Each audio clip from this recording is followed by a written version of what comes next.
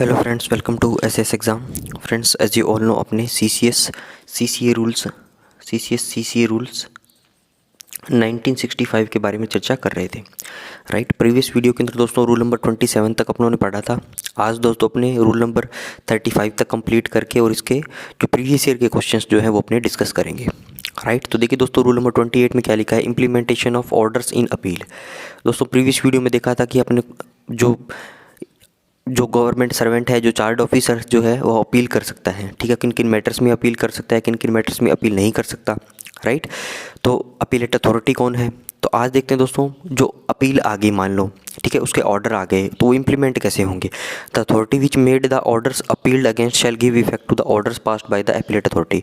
तो दोस्तों जिस अथॉरिटी ने पहले ऑर्डर दिए थे, ठीक है, कौन सी अथॉरिटी दोस्तों, डिसिप्लिनरी अथॉरिटी जो जनरली होती है वो क्या है, जो ऑर्डर देती है।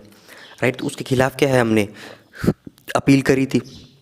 तो अपील के ऑर्डर आने के बाद वही अथॉरिटी जिसके ऑर्डर के अगेंस्ट हमने अपील करी थी, द ऑर्डर अपील्ड अगेंस्ट, वही क्या है, उन जो अपील के बाद जो ऑर्डर आएंगे, राइट, उनको क्या है दोस्तों, लागू करेगी।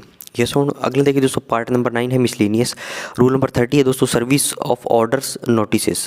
एवरी ऑर्डर नोटिस और एंड अदर प्रोसेस मेड और इशूड अंडर दीज रूल्स। दोस्तों कोई भी ऑर्डर, कोई भी नोटिस या कोई प्रोसेस जो इन रूल्स के अंदर दोस्तों इशू होती है, be served in person on the government servant concern और communicated to him by the registered post. ठीक है, तो गवर्नमेंट सर्वेंट को दोस्तों क्या इंटीमेट करा जाता है रजिस्टर्ड पर पोस्ट भेज के उसको। ठीक है, रूल नंबर 31 है, power to relax time and to condone delay. ठीक है, इसके अंदर क्या है दोस्तों, जो भी टाइम जो इन नियमों के अंदर दिया गया है, ठीक है, 10 दिन 20 दिन, उनको क्या है, कॉम्पिटेंट अथॉरिटी को अगर ऐसा लगे, ठीक है, कि ज़रूरत है, right, the authority competent under these rules to make any order में for good and sufficient reasons if sufficient cause is shown extend the time limit the time specified in these rules. ठीक है, तो दोस्तों जो भी time दिया गया है उनको क्या है, वो रिलैक्स कर सकती है, उनको बढ़ा सकती है। और अगर मान लो किसी देरी हो गई तो उसको क्या है दोस्तों, कंडोन या पार्डन भी कर सकती है। ये सुनो, आगे चलिए दोस्तों। नेक्स्ट देखिए दोस्तों, रूल नंबर 35 है, removal of doubt. If any doubt raises as to the interpretation of any of the provisions of these rules, the matter shall be referred to the president or such authority as may be specified by the president by general or special order। अगर कोई दोस्तों doubt rises होता है, ठीक है, किसी प्रकार की दोस्तों क्या है, कोई भी डाउट आ गई, कोई भी शंका आ गई, ठीक है, regarding interpretation of the provisions of these rules, right, then matter will be refer to the president. ठीक है, प्रेसिडेंट साहब क्या करेंगे दोस्तों, उस मैटर को देखेंगे, संज्ञान में लेंगे और जो भी अपना उनका फैसला होगा वो क्या दोस्तों मान्य होगा। या दोस्तों अपने बिहाफ पे प्रेसिडेंट ने कोई और अथॉरिटी को पावर डेलीगेट कर रखी हो तो वो उस मैटर को देखेगी। यस और नो। तो ये हुआ दोस्तों रूल नंबर 35 तक इसका थ्योरी पोर्शन कंप्लीट। ठीक है, अब दोस्तों मेन जो इस जो सीसीए रूल 1965 है, इसके अंदर जो मेन बातें थी, एक तो थी रूल नंबर 10 के अंदर, ठीक है, जो सस्पेंशन से रिलेटेड था। ठीक है, फिर दोस्तों रूल नंबर 11 के अंदर क्या था, पेनल्टीज़ थी। ठीक है, फिर दोस्तों 14 के अंदर क्या था, मेजर पेनल्टी को लगाने का प्रोसेस। फिर दोस्तों 16 के अंदर था माइनर पेनल्टी लगाने का प्रोसेस, राइट। और 15 के अंदर क्या था दोस्तों, इंक्वायरी वाली थी, रिपोर्ट पे इंक्वायरी कैसे लगते हैं। तो दोस्तों ये 4-5 सेक्शन जो है बीच के, ये मोस्ट इंपॉर्टेंट है, राइट। और इनसे क्या सेक्शन वाइज सवाल भी पूछे जा सकते हैं। सस्पेंशन से आपसे पूछा जा सकता है, पेनल्टी का पूछा जा सकता है, प्रोसेसेस इनके पूछे जा सकते हैं, राइट। तो अब देखें दोस्तों, प्रीवियस जो 10, 12, 15 साल के पेपर्स के अंदर क्या क्या क्वेश्चन आए हुए हैं और उनसे रिलेटेड क्या क्या सूचना हम देख सकते हैं, वो अपने स्टार्ट करते हैं। देखिए दोस्तों, प्रीवियस ईयर क्वेश्चन है नवंबर 2007 के अंदर पूछा गया है। क्वेश्चन नंबर 1 है, distinguish between deemed suspension and continued suspension. ठीक है, डीम्ड सस्पेंशन और कंटिन्यूड सस्पेंशन क्या होता है। सस्पेंशन दोस्तों क्या होता है, टेम्परेरी रूप से क्या है, गवर्नमेंट सर्वेंट को उसके ऑफिशियल जो ड्यूटीज़ है, उसके जो सरकारी कामकाज है, दायित्व जो है, उनसे उसको दूर रखना, that is called the suspension, right. तो इसको 2 प्रकार में इसने पूछा है कि डीम्ड क्या होता है और कंटिन्यूड क्या होता है। डीम्ड तो दोस्तों मतलब क्या होता है कि सस्पेंशन उसका किया नहीं है अथॉरिटी ने, ठीक है, कॉम्पिटेंट अथॉरिटी ने सस्पेंड उसको कहीं किया नहीं है, वो अपने आप सस्पेंशन उसका हो गया। ठीक है, किस वजह से हो गया कि भैया 48 घंटे से ज़्यादा वो हिरासत में था, 48 घंटा से ज़्यादा वो जेल में था। ठीक है, तो क्या हुआ, वो डीम्ड सस्पेंशन माना जाएगा। ठीक है, कि कॉम्पिटेंट अथॉरिटी ने नहीं किया, 48 घंटे दोस्तों आप जेल में रह के आ जाओ, आप क्या है ऑटोमेटिकली सस्पेंड हो जाओगे। ठीक है, a government servant is deemed to have been placed under suspension by an order of the appointing authority. एक गवर्नमेंट सर्वेंट वो माना जाएगा कि वो सस्पेंशन के अंदर है अगर अपॉइंटिंग अथॉरिटी एक ऑर्डर निकाल दे, if he is detained in custody for a period exceeding 48 hours. अगर दोस्तों 48 घंटे से ज़्यादा वो किसी कस्टडी में रहता है, या दोस्तों he is sentenced to a term of imprisonment exceeding 48 hours. दोस्तों 48 घंटे से ज़्यादा की जेल की सज़ा अगर उसको हो जाती है तो भी that person will be deemed suspended, right. दूसरा देखिए दोस्तों, कंटिन्यूड सस्पेंशन में क्या बोल रही है, where government servant is suspended और deemed to have been suspended. अगर कोई दोस्तों सामान्य कारणों से कोई भी गवर्नमेंट सर्वेंट सस्पेंड हो जाता है, ठीक है, या डीम्ड सस्पेंशन उसका हो जाता है, कोई सा भी हो जाए, and other disciplinary proceeding is commenced against him during the continuous of that suspension. दोस्तों सस्पेंड तो है, सस्पेंशन के साथ साथ कोई अलग डिसिप्लिनरी प्रोसीडिंग्स जो हैं वो भी उसके अगेंस्ट स्टार्ट हो गई, अनुशासनात्मक कार्रवाई भी स्टार्ट होगी, कोई भी उसने मिसबिहेवियर किया होगा, ठीक है। The competent authority may for reasons to be recorded by him in writing. तो दोस्तों जो कॉम्पिटेंट अथॉरिटी होगी, जो डिसिप्लिनरी अथॉरिटी होगी, ठीक है, वो क्या करेगी, कॉम्पिटेंट अथॉरिटी होगी जो डिसिप्लिनरी अथॉरिटी, वो क्या करेगी, for reasons to be recorded by him in writing, ठीक है दोस्तों, लिखित में रीजंस को रिकॉर्ड करके direct that government servant shall continue to be under suspension. तो दोस्तों गवर्नमेंट सर्वेंट को बोल देगी भैया तू तो पहले थे, या तो तू डीम्ड सस्पेंशन था, तू पहले से सस्पेंडेड है, ठीक है, या कोई और वजह से तू सस्पेंड हुआ है, अब तेरे खिलाफ ये कार्रवाई भी स्टार्ट हो गई, तो अब तू और सस्पेंशन में रहे, continue to be suspension until the termination of all or any of the such proceeding. जब तक इन पूरी प्रोसीडिंग्स का क्या है दोस्तों रिजल्ट ना आ जाए, ये पूरी ख़त्म ना हो जाए, ठीक है। डीम्ड समझ में आया दोस्तों, कंटिन्यूड आया, डीम्ड का मतलब अपने आप हो जाना, कंटिन्यू का मतलब पहले सस्पेंशन में था, अब कोई और उस पर चार्जेस लग के डिसिप्लिनरी प्रोसीडिंग स्टार्ट हो गई, तो उसको कंटिन्यू में रखा गया है सस्पेंशन में, राइट। तो इसको कंटिन्यूड सस्पेंशन बोल दिया। आगे चलिए दोस्तों, नेक्स्ट देखिए दोस्तों, क्वेश्चन नंबर 2 है, disciplinary proceedings have been initiated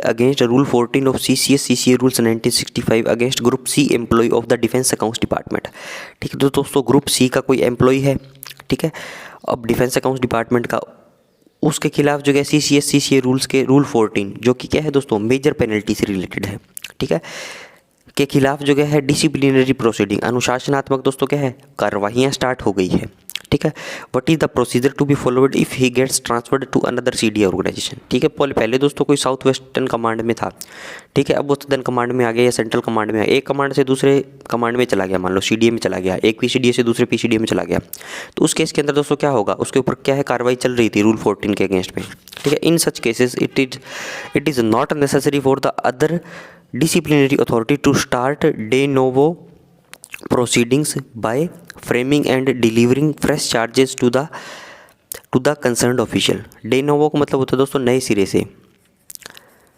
ठीक है। तो ऐसे केसेस के अंदर ये ज़रूरी नहीं है कि जो दूसरी अनुशासनात्मक प्राधिकारी होंगे, जो डिसिप्लिनरी अथॉरिटी होंगे, वो दोस्तों नए सिरे से प्रोसीडिंग स्टार्ट्स करें by framing and delivering fresh charges to the concerned official, ठीक है, कि नए चार्जेस और फ्रेश चार्जेस उसको डिलीवर करें, ठीक है, वो ज़रूरी नहीं है, ठीक है। He can carry on with the inquiry proceedings at the point where the transfer of the charge official was effected, ठीक है दोस्तों, जिस पॉइंट पर जिस CDA में था, जहाँ तक जो इंक्वायरी हो रखी थी, उससे आगे की इंक्वायरी जो क्या है नए CDA के अंदर होगी, ठीक है। यस और नो, मतलब कुल मिला के बात ये है, एक CDA से दूसरे CDA में जाओगे तो आप क्या है फ्रेश कोई भी कार्रवाई नहीं होगी, पहले जो डिसिप्लिनरी प्रोसीडिंग चल रही होगी उससे आगे कैरी आउट किया जाएगा। 3 नंबर देखिए दोस्तों, can an authority competent to impose any of the minor penalty prescribed under CCA rules 1965 institute disciplinary proceedings for major penalty, ठीक। अब दोस्तों ये थोड़ा सा ट्रिकी सवाल है, ट्रिकी सवाल तो है, वैसे तो अपनों ने रूल नंबर 13 के अंदर मैंने आपको बताया भी था, ठीक है, तो वो वापस दोस्तों पूछ लिया इसने कि एक अथॉरिटी जो कॉम्पिटेंट है इम्पोज करने के लिए माइनर पेनल्टीज़ कौन कौन सी दोस्तों, 1 से लेके 4 तक, ठीक है। एक अथॉरिटी दोस्तों कॉम्पिटेंट है कोई भी माइनर पेनल्टी इम्पोज करने के लिए, ठीक है, तो क्या वो authority institute disciplinary proceedings for major penalty, तो क्या दोस्तों वो अनुशासनात्मक कार्यवाही इंस्टीट्यूट कर सकती है मेजर पेनल्टी के लिए, ठीक है। तो इसका आंसर था दोस्तों एकदम कर सकती है वो, मतलब मेजर पेनल्टी के लिए कार्यवाही स्टार्ट वो कर सकती है, राइट। डिसिप्लिनरी प्रोसीडिंग्स दोस्तों इंस्टीट्यूट कर सकती है। बाद का जो निर्णय होगा, जो फाइनल का जो निर्णय होगा वो दे ना दे वो बाद की बात है, वो दोस्तों जो कॉम्पिटेंट होगा मेजर पेनल्टी लगाने के लिए, ठीक है, जो कि क्या है तो अपॉइंटिंग अथॉरिटी होती है जो मेजर पेनल्टी लगाती है। ठीक है, ये तो क्या है सबऑर्डिनेट अथॉरिटी जो क्या है दोस्तों कार्रवाई स्टार्ट कर सकती है। ठीक है, ये रूल नंबर 13 के 2 में देखा था अपनों ने। Yes notwithstanding such that such DA is not competent to impose major penalty. हाँ, भले ही भैया डिसिप्लिनरी अथॉरिटी जो है मेजर पेनल्टी नहीं लगा सकती, लेकिन disciplinary proceeding for the major penalty can be instituted by him. ठीक है, मेजर पेनल्टी के लिए दोस्तों डिसिप्लिनरी प्रोसीडिंग अनुशासनात्मक कार्रवाई जो क्या है वो स्टार्ट कर सकती है। ये सुनो, आगे चलिए दोस्तों। नेक्स्ट देखिए दोस्तों, अप्रैल 2009 में ये सवाल पूछा गया, distinguish between censure and warning. ठीक है, निंदा और दोस्तों चेतावनी के अंदर फ़र्क पूछा है। ठीक है, अब दोस्तों मान लो ये आंसर आप नहीं पढ़ो, ठीक है, आपने लेक्चर ढंग से देखे हैं। ठीक है, रूल नंबर जब 11 अपने पढ़ रहे थे उसके अंदर मैंने आपको बहुत अच्छे से बताया था। ठीक है, तो फिर आपका दिमाग दोस्तों ऐसे चलेगा कि हाँ सेंश्योर है, सेंश्योर तो भैया एक माइनर पेनल्टी है। ठीक है, माइनर पेनल्टी दोस्तों लगाते हैं तो एक हमें प्रोसेस फॉलो करना पड़ता है। ये तो दोस्तों एक फॉर्मल पनिशमेंट है। ठीक है, एक निश्चित फॉर्म के अंदर इसका एक प्रोसेस है इसको लगाने का, राइट। वार्निंग दोस्तों क्या है, वार्निंग कोई भी पेनल्टी नहीं है, ये तो एक प्रकार का एडमिनिस्ट्रेटिव एक्शन है जो तो क्या है सुपीरियर अथॉरिटी अपने जो सबऑर्डिनेट अथॉरिटी जो है उनका काम उनकी एफिशिएंसी टर्निंग अप करने के लिए इस हथियार का यूज़ करते हैं। ठीक है, ये दोस्तों कोई भी फॉर्मल पनिशमेंट नहीं है। ठीक है, इसको आप इनफॉर्मली रूप से दे सकते हो। ठीक है, रिकॉर्डेड अनरिकॉर्डेड दो प्रकार की होती है। ठीक है, सीआर डोजियर के अंदर दोस्तों क्या है इसकी रिकॉर्डिंग हो सकती है अगर रिकॉर्डिंग वार्निंग तो उस मिले तो। ठीक है, तो इस प्रकार की दोस्तों बातें आपको याद होती है। अब इसके अंदर लैंग्वेज के अंदर भी देख लेते हैं। Censure is an order of punishment imposed on A government servant after following the proscribed procedure. Censure is an order of punishment. Censure क्या है दोस्तों, एक प्रकार का पनिशमेंट का ऑर्डर है imposed on a government servant, जो क्या है गवर्नमेंट सर्वेंट पे लगाई जाती है after following the prescribed procedure. एक दोस्तों निश्चित प्रकार का प्रोसीजर को यूज़ करके, एक निश्चित प्रकार के प्रोसेस को यूज़ करके। ठीक है, if the person concern is found to be guilty, अगर दोस्तों जो इंडिविजुअल है वो गिल्टी पाया जाता है किस चीज़ का, some blameworthy act or omission for which it has been found necessary to award him a formal punishment. ठीक है, कोई भी बंदा दोस्तों गिल्टी पाया जाता है किसी ब्लेमवर्दी एक्ट का या उसने कोई चूक करी है। ठीक है, और दोस्तों क्या ज़रूरी हो गया है उसको एक फॉर्मल पनिशमेंट देने के लिए ज़रूरी हो चुका है, तो इसलिए ये सेंश्योर को क्या है दिया जाता है। ठीक है, ये तो हुई एक फॉर्मल पनिशमेंट दोस्तों। ये दो चार शब्द अगर आप लिख दोगे, ठीक है दोस्तों, इसको क्या है उसमें भी पूछा जा सकता है आपके अपने जो डिस्क्रिप्टिव का इंग्लिश वाला पेपर है ना जो, उसके अंदर भी क्या है इन शब्दों का आप यूज़ कर सकते हो। ठीक है, जो ड्राफ्टिंग होती है उसके लिए कोई दोस्तों अलग से कोई तैयारी थोड़ी ना होगी, आप ये चीज़ें जो पढ़ रहे हो इन्हीं को तो आपको यूज़ करना है उसके अंदर। ठीक है, ये सुनो, देखिए दोस्तों सेकंड है warning is an administrative action. ठीक है, ये क्या है दोस्तों, ये है एडमिनिस्ट्रेटिव एक्शन है ये। ठीक है, ये डिसिप्लिनरी एक्शन नहीं है, ये दोस्तों है एडमिनिस्ट्रेटिव एक्शन। ठीक है, is an adverse criticism of the work or conduct of an official by his superior officer. ये क्या दोस्तों एडवर्स क्रिटिसिज्म है, निंदा है किसकी, आपके काम की, आपके आचरण की, किसके द्वारा, आपके सुपीरियर ऑफिसर के द्वारा। When it is felt that, जब ये महसूस किया जाता है the matter is not serious enough to justify initiation of disciplinary proceeding. दोस्तों जब ये फील किया जाता है, जब ये महसूस किया जाता है कि ये जो मैटर जो है इतना सीरियस नहीं है कि इसके खिलाफ अनुशासनात्मक कार्रवाई प्रारंभ की जाए। ठीक है, for imposition of formal punishment, और इसको क्या है दोस्तों फॉर्मल पनिशमेंट दी जाए। ठीक है, किस प्रकार की, सेंश्योर की। And it calls for some informal action such as communication of written warning. तो दोस्तों इनफॉर्मल कम्युनिकेशन का सहारा लेते हैं, इनफॉर्मल एक्शन का सहारा लेते हैं सच एज रिटन वार्निंग का। ठीक है, दोनों में फ़र्क समझ में आया दोस्तों, ये पेनल्टी है, ये पेनल्टी नहीं है, डिसिप्लिनरी एक्शन है, ये एडमिनिस्ट्रेटिव एक्शन है। ठीक है, ये तो ओनली इसके अंदर क्या है कि डिसिप्लिनरी प्रोसीडिंग को स्टार्ट करना जस्टिफाइड नहीं है, इसलिए ये इनफॉर्मल एक्शन स्टार्ट करके क्या है दोस्तों रिटन वार्निंग दे दी जाती है। ठीक है, तो ये दोनों में क्या हुआ फ़र्क हुआ। आगे चलिए दोस्तों क्वेश्चन नंबर 5 पे। नेक्स्ट देखिए दोस्तों क्वेश्चन नंबर 5 है, disciplinary action was initiated against Shri Sharma clerk. ठीक है, अनुशासनात्मक कार्रवाई दोस्तों स्टार्ट हो गई है श्री शर्मा क्लर्क के नाम की क्या है एक बंदे पे, वर्किंग इन ए डब्ल्यू पे under rule 16 of CCA rule. ठीक है, रूल 16 के अंदर क्या है दोस्तों उसकी कार्रवाई स्टार्ट हुई है। ठीक है, जो WPA ऑफिस के अंदर काम कर रहा है, the joint CDA in charge WPA। ठीक है, जॉइंट CDA क्या है दोस्तों वहाँ का इंचार्ज है, right. As a disciplinary authority close the case by issuing a recorded warning comment. ठीक है, वो दोस्तों क्या है एक प्रकार से डिसिप्लिनरी अथॉरिटी है। ठीक है, और उसने केस को क्लोज कर दिया रूल 16 के अंदर चल रहे केस को, जो कि क्या माइनर पेनल्टी इम्पोजिशन के बारे में था, उसको इशू कर दिया रिकॉर्डेड वार्निंग। ठीक है, तो दोस्तों मोटी मोटी बात ये है, आपको दिखा होगा रूल नंबर 16। ठीक है, आपको लगा कि हाँ यार माइनर पेनल्टी के अंदर कार्रवाई स्टार्ट हो रही है। माइनर पेनल्टी के अंदर दोस्तों कार्रवाई स्टार्ट हो रही है और ये डिसिप्लिनरी अथॉरिटी जो है उसने क्या है दोस्तों, वार्निंग दे दी। अरे वार्निंग तो एडमिनिस्ट्रेटिव एक्शन होता है, ठीक है। तो ये चीज़ दोस्तों क्या है, गलत है, ठीक है। कम से कम दोस्तों उसको क्या है, एक जो मिनर पेनल्टी जो है सेंश्योर वाली छोटी से छोटी, वो कम से कम इसको देनी पड़ेगी। लेकिन दोस्तों इस सवाल को बताने के पीछे एक और भी रीज़न था, मैं आपको बहुत सारी चीज़ें और बता दूंगा, ठीक है। तो कौन कौन सी चीज़ें हैं दोस्तों इसके अंदर, देखिए दो प्रकार के एक्शन होते हैं, एक तो होता है एडमिनिस्ट्रेटिव एक्शन, एक होता है दोस्तों डिसिप्लिनरी एक्शन, ठीक है। एडमिनिस्ट्रेटिव एक्शन के अंदर दोस्तों क्या होता है, एडमिनिस्ट्रेटिव एक्शन के अंदर दोस्तों क्या होता है, वार्निंग, एडमोनिश कर दिया, रेप्रीमेंड कर दिया, लेटर ऑफ क्वेश्चन दे दिया। वार्निंग का मतलब क्या दोस्तों, चेतावनी दे दी, रिकॉर्डेड अनरिकॉर्डेड। एडमोनिश दोस्तों क्या है, डांट दिया। रेप्रीमेंड दोस्तों चेतावनी दे दी, डांट दिया। लेटर ऑफ क्वेश्चन मतलब आपको काम के प्रति चिंता व्यक्त करी है, ठीक है। तो ये क्या है दोस्तों, ये एडमिनिस्ट्रेटिव एक्शन है, ये इनफॉर्मल एक्शन है, ये कोई पेनल्टी नहीं है, ठीक है। ये सवाल भी दोस्तों पूछे जा सकते हैं, वार्निंग दे देगा, एडमोनिश दे देगा, रेप्रीमेंड दे देगा, एक दे देगा सेंश्योर। बताइए इनमें से कौन सा एडमिनिस्ट्रेटिव एक्शन है, या ऐसा बोल दिया कौन सा इसमें से डिसिप्लिनरी एक्शन है, या इसमें से बोल देगा कि कौन सी पेनल्टी है कौन सी नहीं। इस प्रकार के सवाल भी क्या है दोस्तों एमसीक्यूज में पूछे जाएंगे, ठीक है। ये हुआ एडमिनिस्ट्रेटिव एक्शन की बात। डिसिप्लिनरी एक्शन दोस्तों क्या होता है, डिसिप्लिनरी एक्शन है रूल 11 वाली पेनल्टी जो है वो सारी डिसिप्लिनरी एक्शन है, ठीक है। इसके अंदर माइनर और मेजर आता है दोस्तों। माइनर के वैल्यू 4 है, मेजर के वैल्यू 5 है, इक्वल टू कर दोगे तो दोस्तों टोटल 9 पेनल्टी आपके पास दिखेगी। माइनर का दोस्तों प्रोसेस है लगाने का रूल नंबर 16 के अंदर, मेजर को लगाने का प्रोसेस है दोस्तों रूल नंबर 14 के अंदर, ठीक है। अब दोस्तों जॉइंट सीडीए जब मुझे दिखा तो दोस्तों रैंक्स जो है मेरे दिमाग के अंदर वो आई। OM1 के दोस्तों चैप्टर 4 या 5 के अंदर अपनों ने ये चीज़ें पढ़ी थी, ये दोस्तों वहाँ पे ग्राफ बना के अपनों ने याद करा था, ठीक है। एक बार और दोस्तों आपको याद करवा देता हूँ, क्योंकि दोस्तों अब लगभग बुक्स के हैं अपने टच कर ली है, तो इसलिए चीज़ों को दोस्तों मिक्स करके पढ़ेंगे, राइट। तो क्या ज़्यादा बेहतर तरीके से याद हो जाएंगी। तो देखिए दोस्तों IDS से रिलेटेड क्या है, ये सारी रैंक है टोटल दोस्तों 6, 7 और 8 रैंक है, ठीक है। 8 रैंक में से दोस्तों 6 रैंक जो है वो तीनों ऑफिस के अंदर होती है, ठीक है। CGDA ऑफिस के अंदर भी, PCDA CDA ऑफिस के अंदर भी, और दोस्तों IFA ऑफिस के अंदर 2 रैंक जो है दोस्तों HAG प्लस की और दोस्तों अपेक्स लेवल की जो है वो CGDA ऑफिस के अंदर होती है। यस और नो।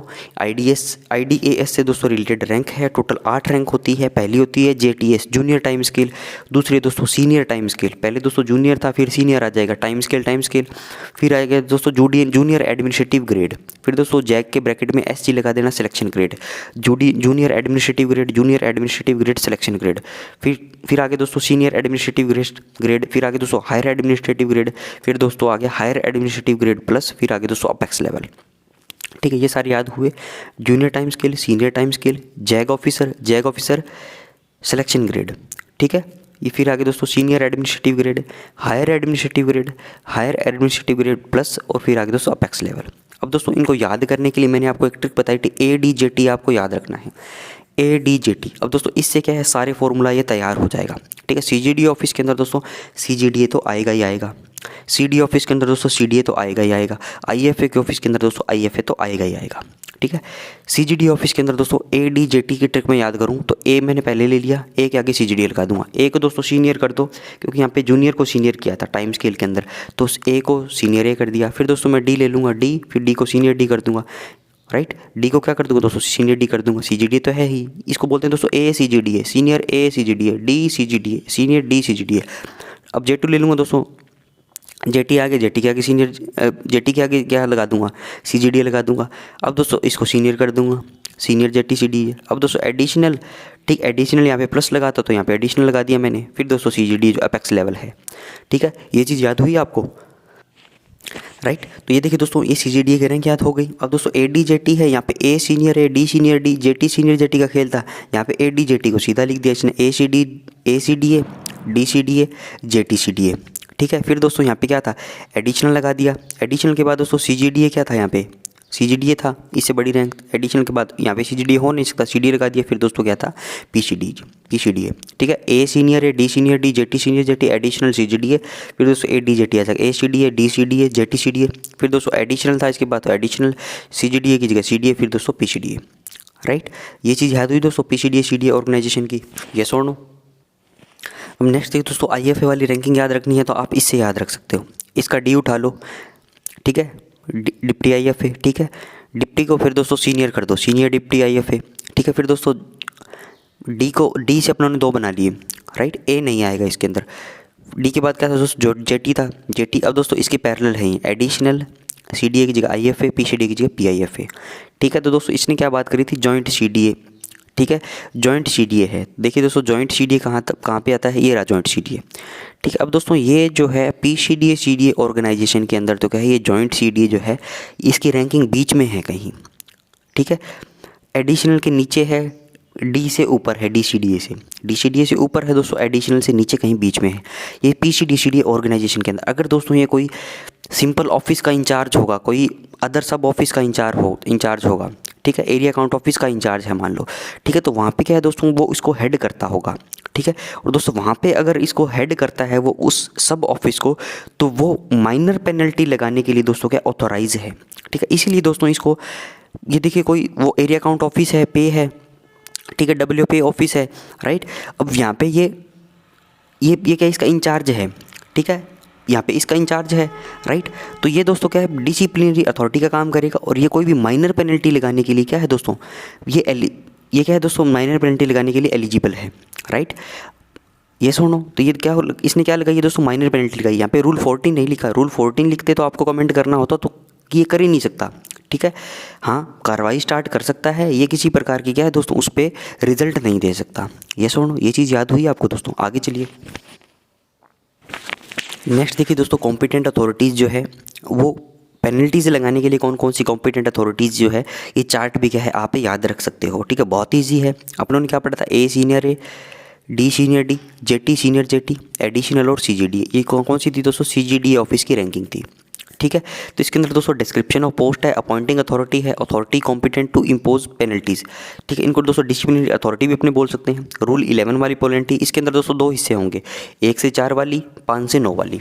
ठीक है, माइनर और मेजर। अपीलेट अथॉरिटी दोस्तों अपीलीय अधिकारी, जहाँ पे आप अपील कर सकते हो। ठीक, आप दोस्तों AO हो या हिंदी ऑफिसर हो CGDA ऑफिस के अंदर। ठीक है, CGDA ऑफिस के अंदर दोस्तों AO और हिंदी ऑफिसर, अकाउंट्स ऑफिसर दोस्तों हिंदी ऑफिसर को क्या है अपॉइंट कौन करता है, CGDA करता है। ठीक है, तो दोस्तों इस पे पेनल्टी कौन लगा सकता है, CGDA लगा सकता है। इनको अपॉइंट जो करेगा दोस्तों वही तो पेनल्टी लगाएगा। और दोस्तों जो अपॉइंटिंग अथॉरिटी है वो सारी प्रकार की पेनल्टी लगा सकती है, मेजर लगा सकती है, तो दोस्तों माइनर तो लगा ही देगी। ठीक है, वो अलग बात है कि ये माइनर कोई और लगाए। ठीक है, लेकिन दोस्तों क्या है, ये सारी पेनल्टी लगाने के लिए एलिजिबल है ऑल।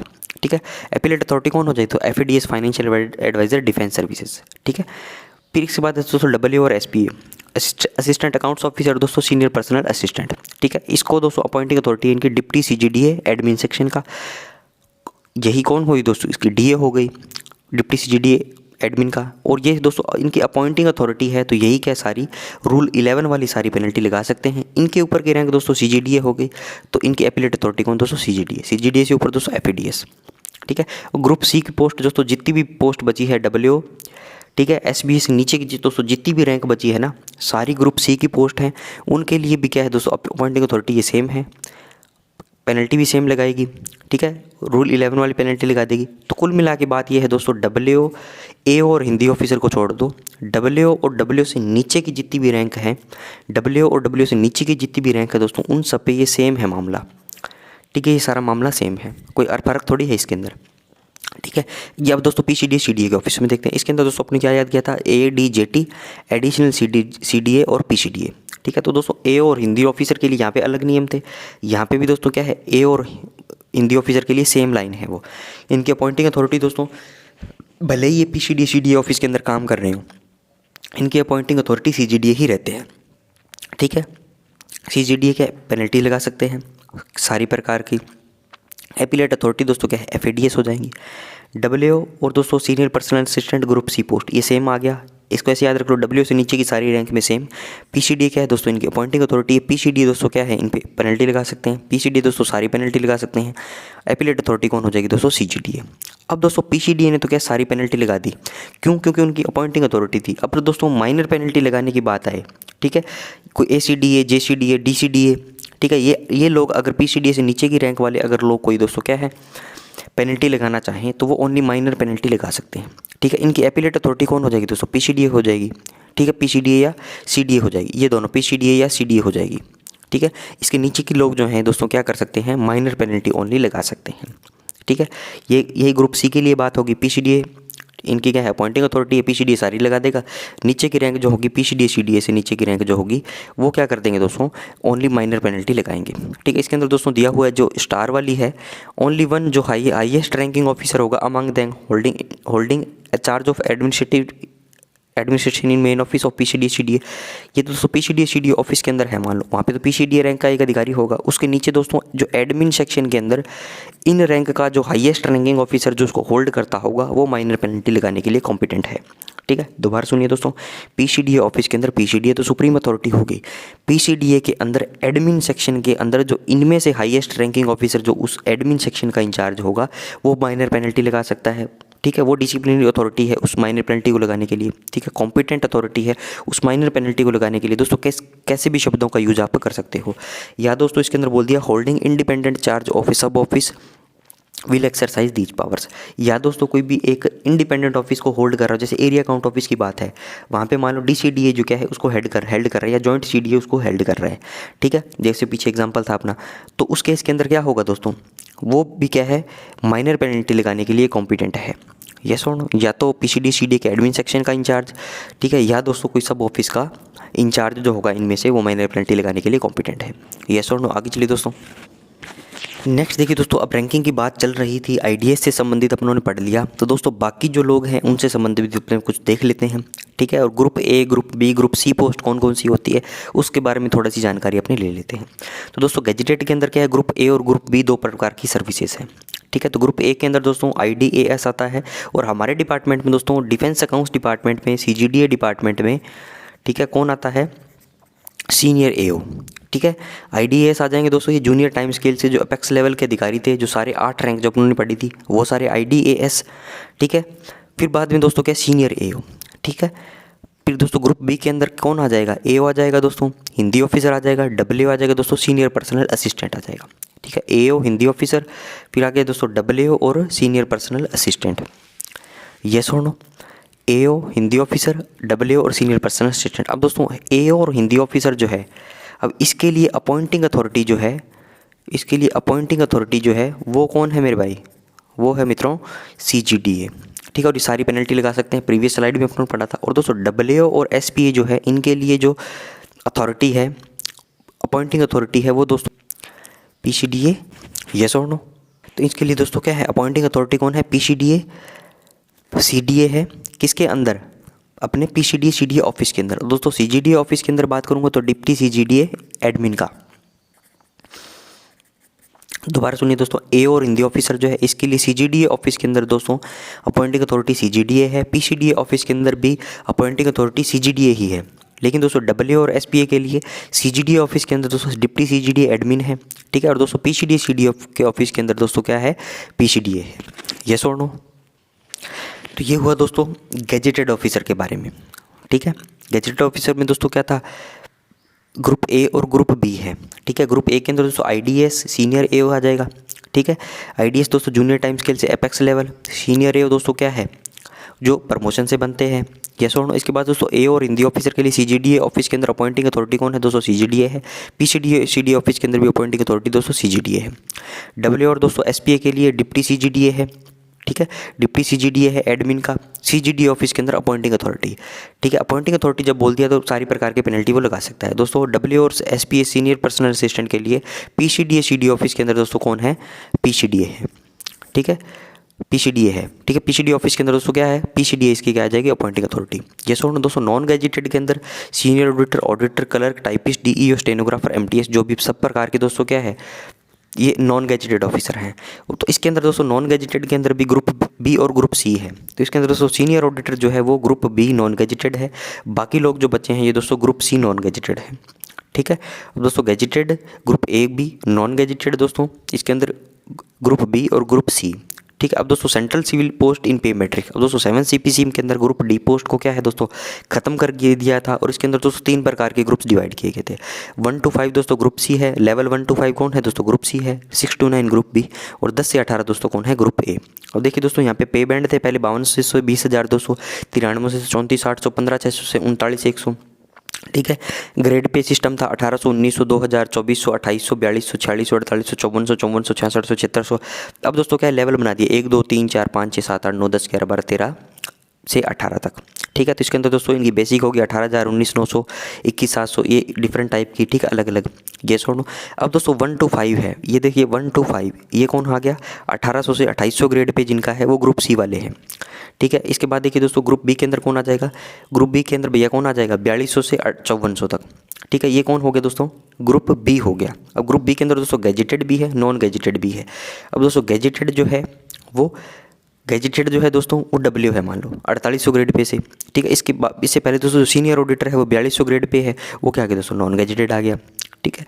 तो ये 6 से 9 कौन हो गया दोस्तों, ग्रुप बी। इसको 6 से 9 तक क्या है दोस्तों, ग्रुप बी ना माना गया है। अब दोस्तों सीनियर ए जो है वो, अब देखिए 5400 में दोस्तों 2 है, लेवल 9 और लेवल 10। अब दोस्तों सीनियर ए जो है वो लेवल 10 के अंदर आते हैं, ठीक है। इसलिए इनको ग्रुप ए सर्विसेज के अंदर शामिल कर लिया गया है, ग्रुप ए गैजेटेड पोस्ट के अंदर, ठीक है। यहाँ से दोस्तों क्या है, ग्रुप ए सर्विसेज स्टार्ट हो जाती है 5400 ग्रेड पे लेवल नंबर 10 से। ये सुनो, ये चीज़ समझ में आई दोस्तों आपको। ये सारी रैंकिंग पहले आईडीएस की बता दी, फिर कॉम्पिटेंट अथॉरिटी बता दी, फिर दोस्तों अपनों ने डिपार्टमेंट के सारे लोगों के बारे में डिस्कस कर लिया, group A, group B, group C के बारे में डिस्कस कर लिया। पहचानोगे कैसे, 1 से 5 तक ग्रुप सी है, 6 से 9 ग्रुप बी है, 10 से 18 दोस्तों क्या है, ग्रुप ए है। ये सुनो, आगे चलिए दोस्तों।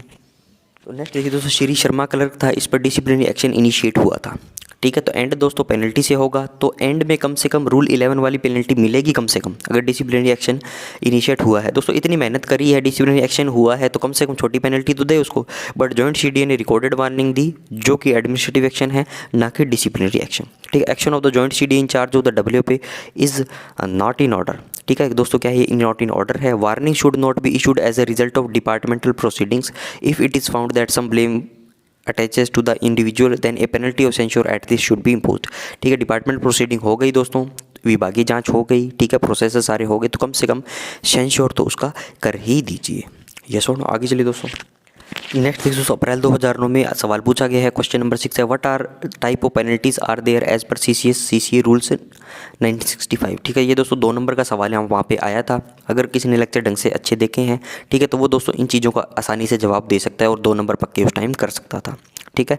तो दोस्तों 2 प्रकार की पेनल्टी है, माइनर है, मेजर है। माइनर के अंदर 4 वैल्यू फिल कर दो, मेजर के अंदर दोस्तों 5 फिल कर दो, दोनों को जोड़ दोगे तो 9 आ जाएगी, ठीक है। पेनल्टीज़ के बारे में दोस्तों रूल नंबर 11 में बताया गया है। माइनर पेनल्टी 4 है, कौन कौन सी है, इसको याद करने का तरीका था 1 2 4 3 3 है, ऐसे पढ़ो इसको। पहले में दोस्तों निंदा कर दूंगा, सेंश्योर कर दूंगा, दूसरे में दोस्तों विद होल्ड कर दूंगा प्रमोशन को, चौथे में दोस्तों विद होल्ड कर दूंगा इंक्रीमेंट को। 3 नंबर में क्या था दोस्तों, वसूली तोड़फोड़ करोगे तो आपसे वसूली कर ली जाएगी, पेक्यूनरी लॉस होगा गवर्नमेंट का तो आपसे वसूल कर लिया जाएगा। 3 के ए में था दोस्तों, एक स्टेज नीचे कर दो टाइम स्केल में, 3 साल से कम होगा, विदाउट क्यूमुलेटिव इफेक्ट होगा, ठीक है। इसी को दोस्तों 5 नंबर के अंदर 3A को खोल देंगे, सारी लिमिटें हटा देंगे तो 5 बन जाएगा। 5 को दोस्तों 6 बनाना है तो पे के साथ पे पोस्ट सर्विस ऐड कर देंगे, ठीक है। 7 8 9 तो दोस्तों एकदम इजी है, कंपलसरी रिटायर कर दो भैया, ठीक है। उसकी दोस्तों ओनली सर्विस कम हो गई, ठीक है। मान लो 59 ईयर का था, 59 का रिटायर कर दोगे तो सारे रिटायरमेंट बेनिफिट मिलेंगे। ये कंपलसरी रिटायरमेंट और इन दोनों में फ़र्क हो गया, ठीक है। ये अलग टीम में दोस्तों, ये दोनों एक टीम के अंदर है, ठीक है। अब इन दोनों के अंदर क्या डिफरेंस होगा, रिमूवल के अंदर दोस्तों रिमूव कर दोगा, आगे वापस सरकारी नौकरी की तैयारी करो, वापस लग जाओ। डिसमिस के अंदर दोस्तों आगे कोई सरकारी नौकरी आपको नहीं मिलेगी। क्वेश्चन नंबर 7 देखिए दोस्तों, can a decision taken by the DA on conclusion of the departmental proceeding be varied by that authority or its successor before it is communicated to the government servant concern.